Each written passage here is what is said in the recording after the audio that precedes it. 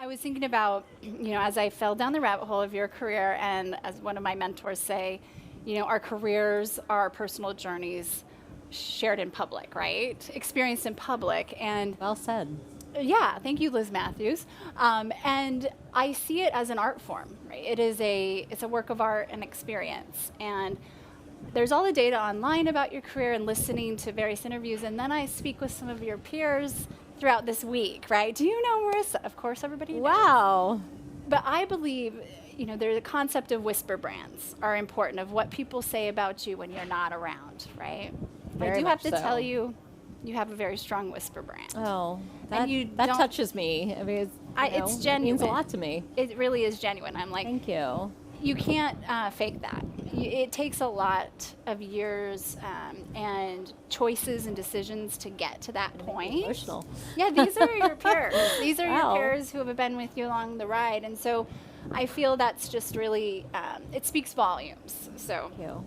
thank you. Absolute total corporate renegade.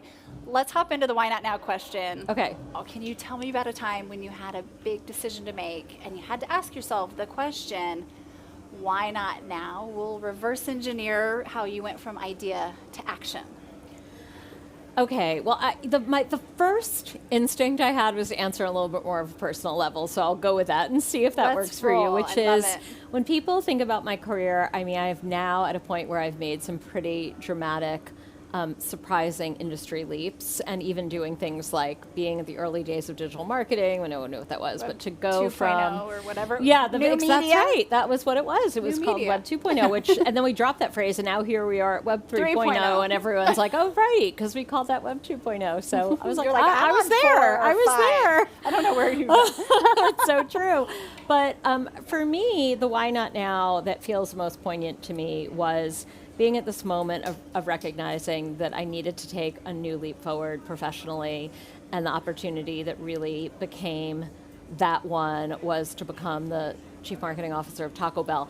But the part that was really kind of the agonizing part was less the industry move and more the geographic one for me and my family. And we were lifelong New Yorkers.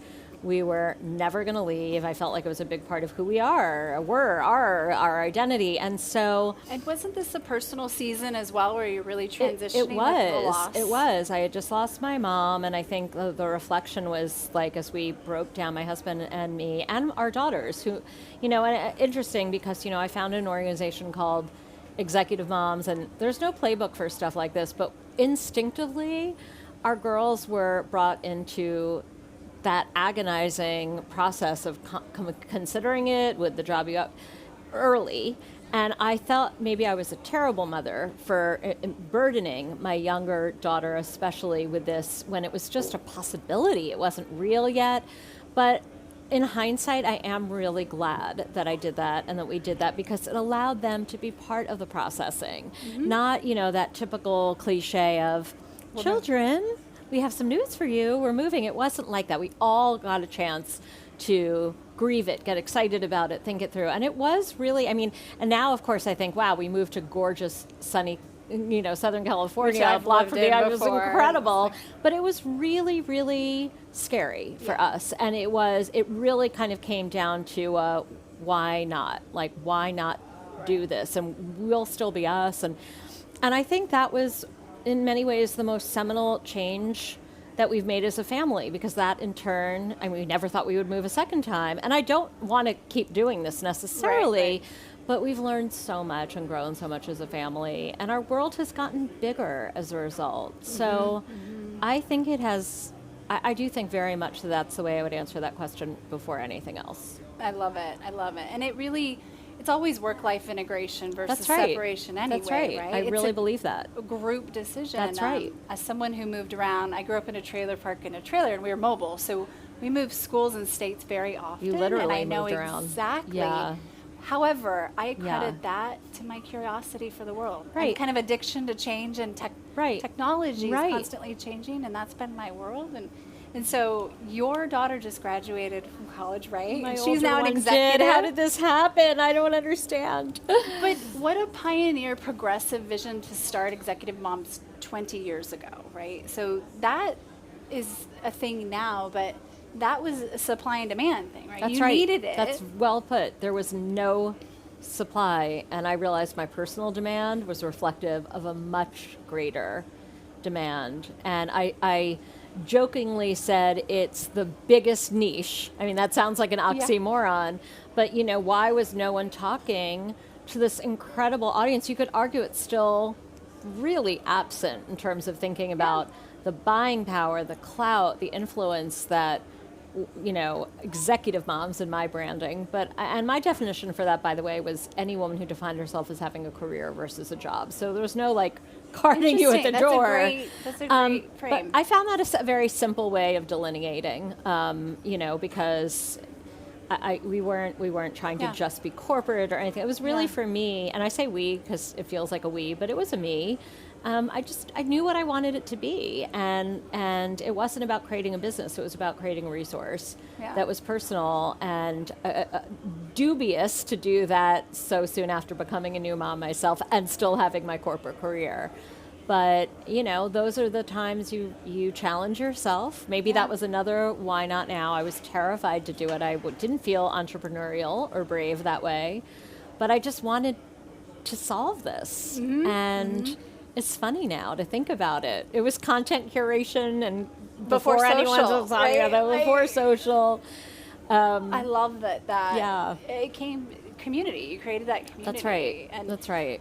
That figure it out muscle, as I've studied your career, is very strong. I recall there was a moment where you had a vision for really bringing marketing and different media topics into television and having an idea for a show.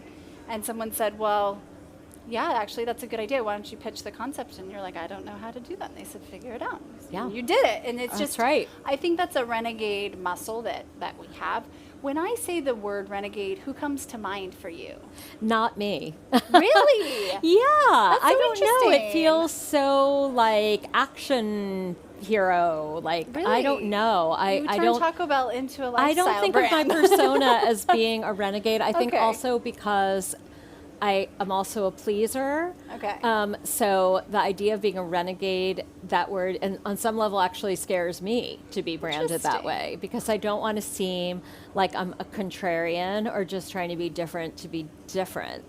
I don't think I'm rebellious, and I think maybe that's what I associate to that word. But what I do think is incredibly excitable around finding new ways to connect and breaking through Innovation. conventions. And I mean, the gratification I get when other people light up because my team and I have done something differently and clever, and it breaks through, and it makes you think differently. Like that is just like power fuel for me.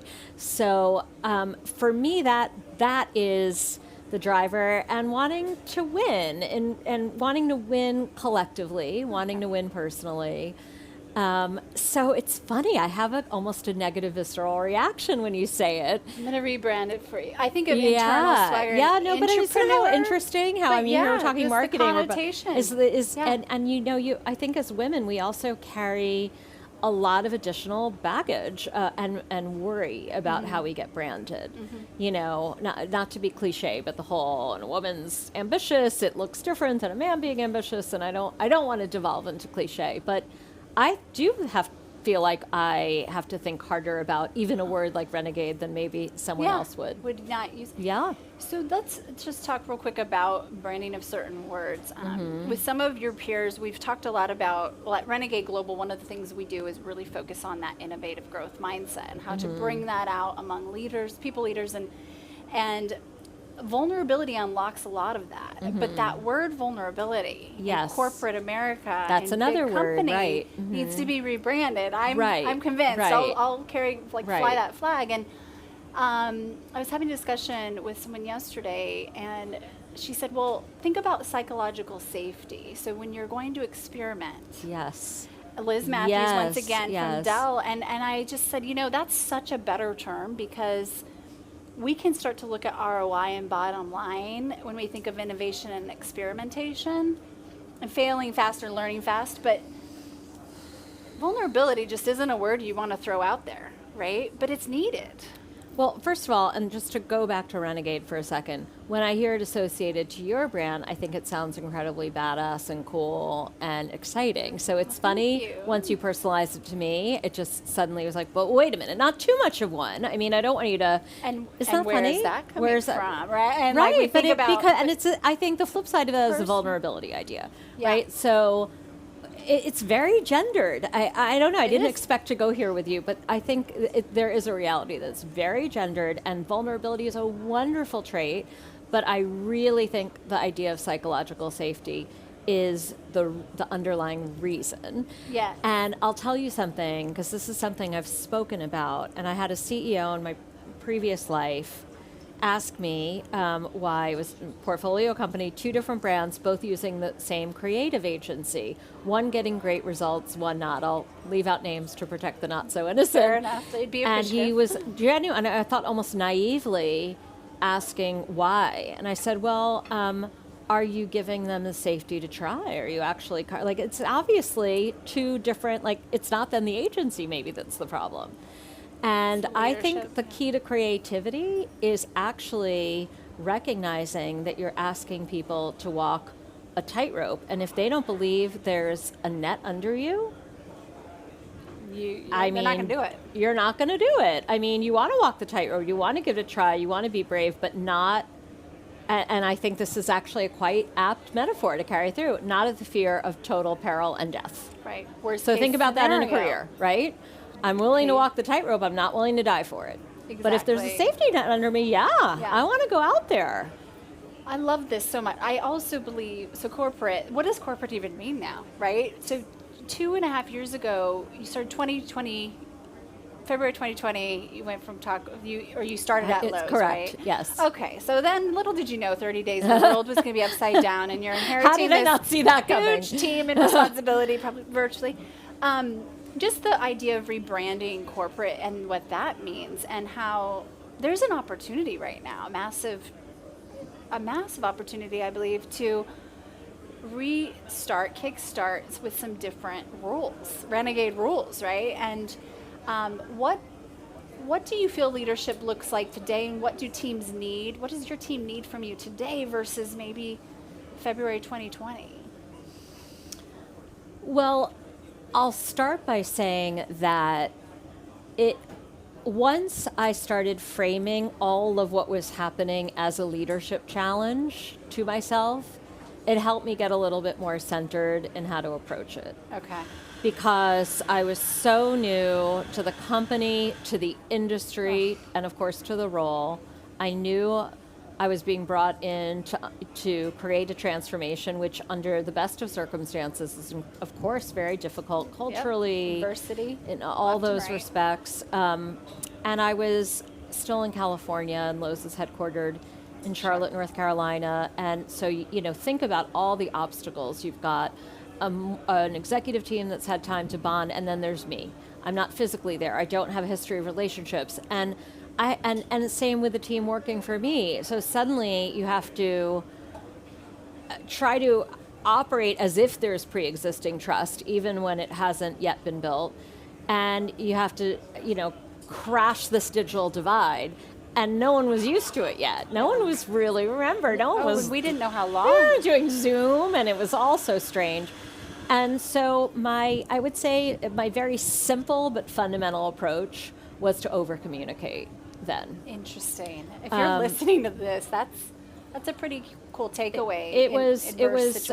for a C-level executive. I held a full department meeting with the department I had once a week, and had it not been a global pandemic, probably would have held like a town hall once a month or so, yeah. and then sometimes All they get right. Yeah. And I did it every week for the first few months until it got to the point where everyone was sort of feeling, let's do it every other week, because there was some preparation, of course, required. But even so, I still do it every other week with the whole department. And I still have people that say that's very different for them to be communicated with clarity, with authenticity. I try not to be corporate babbly at all. I try to be like, here's what's going on. Here's what it means to you. And to this, now we have people back in the office, but we still have people remote. So now, of course, the challenge is how do you lead through in this inequitable world and make people feel good about it, no matter their situation. And the best answer I know is to talk about it and to encourage the people on the team to talk about it and reach out and, phone a friend, so to speak, if they're struggling. And we've had people struggle, and I've lost people on the team. I don't want to bright side it. There's a lot of attraction to, well, wait, that job's fully remote, and this isn't, and I don't know, and I'm a new mother, and which of course that's personal to me. So you can't make it perfect for everyone. But the best thing I know how to do is to genuinely try, and to really exude that to the team, so that they know that I mean it. It's human too. I'm sure we have a lot of grace when we see each other as individuals, not just that's right. colleagues, right? That's right. We care. By the way, Amy Jo, I feel like that's a privilege of age that I've realized is, and maybe it shouldn't be, but for me it's become either a privilege or a realization of age that I'm not trying to comport myself in some stereotypical idea of what I need to be and sound like to be taken seriously as an executive. And I think there is something helpful to be, warts and all, so to speak, fully human, make fun of myself. Unapologetic. Unapologetic, allow people to tease me, because I hope that I cast enough of, a leadership persona that people know I demand a lot and I want great work, but not that I don't have to do that by being aloof, unapproachable, cold. For me, that will never be my leadership style. Yeah, that's amazing. And I think maybe that works for some people and not others. I don't know, but it feels right to me as a way of bringing people together. I look at, we started this off, we're going to wrap up here, talking a little bit about whisper brands, and you're extremely humble, and so I don't mean to put you on the spot here, but you clearly have navigated a very interesting career, and it's an extremely impressive roadmap. As those who are listening, if you were to look back, you have an X factor, right? So your USP. Self-awareness is the key to self-actualization. What do you think your X factor is? And we will put this under the most humble light, but genuinely, what is it? Hard to boil it down and being as humble as I can be. But I guess if there's any, it would be my ability and my enjoyment in connecting dots that maybe other people don't see. Okay. I think that's when I feel like I'm the most on as a leader, as a business leader, and I get, I think, the biggest spike of joy and kick out of it to feel like that's innovation. And to me that is a form of creativity, right? It's not that it has to be an all new idea. It's just composing and rethinking and putting things together in new ways. I really love that, and I do think that's what now I recognize probably enabled me to be able to jump really different industries, is because I was able to, anyone can see the dissimilarities between a fast food taco and luxury beauty, for example. Right. Oh my That's goodness. not hard. It was seeing the connections and the commonalities that to me is the interesting part, to see how someone can go from one to the other and have that be so beneficial. Yeah. So for me, that would be it. You know what's interesting? So one of my mentors, one of my very first investors in my first company was Tony Hsieh, the CEO of Zappos, who we tragically lost a couple of years ago. Yes. And he didn't like shoes. He's like, I don't care about shoes. But it's what he was able to do with the innovation of how the delivery and, it's not always the thing. It's the bigger thing. And I have to kind of wrap up here with, I want to thank Lowe's because without realizing, you've brought so much joy to my family and I. We have a 3-year-old who is a micro preemie, born at 2 pounds, 3 months early. We're in the NICU for 3 months. He's now great and he's healthy. You would never know it. He will say, can we go to Lowe's to ride around in the shopping cart? Because it's the kid's cart, right? And we don't even have anything that we're shopping for, but we will go. But you should be. We always leave with buying things, believe me. I love that. Believe me.